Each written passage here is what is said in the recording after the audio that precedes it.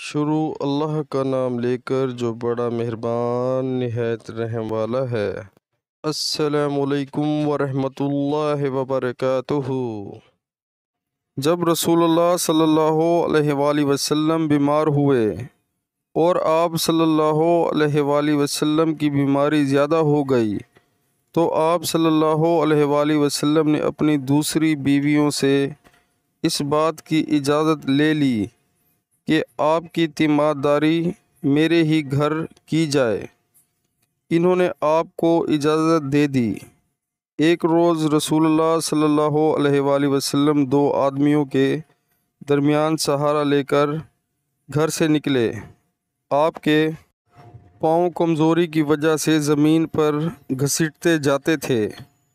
عباس رضی اللہ تعالیٰ عنہ اور ایک آدمی کے درمیان آپ باہر نکلے تھے۔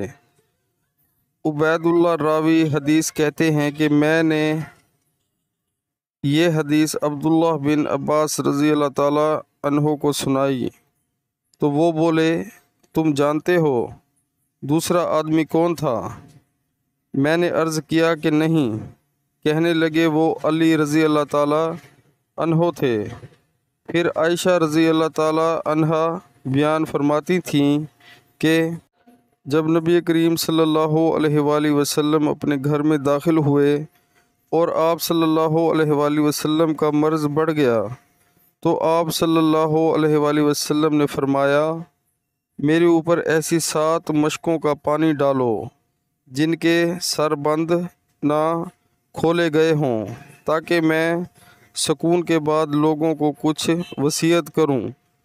چنانچہ آپ کو حفصہ رسول اللہ صلی اللہ علیہ وآلہ وسلم کی دوسری بیوی کے لگن میں جو تانبے کا تھا بٹھا دیا گیا اور ہم نے آپ پر ان مشکوں سے پانی بہانا شروع کیا۔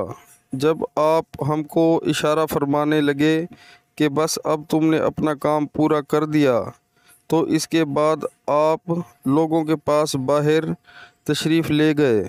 پیارے مسلمانوں، اللہ تعالی ہمیں حدیث پاک سن کر اس پر عمل کرنے کی توفیق عطا فرمائے، آمین۔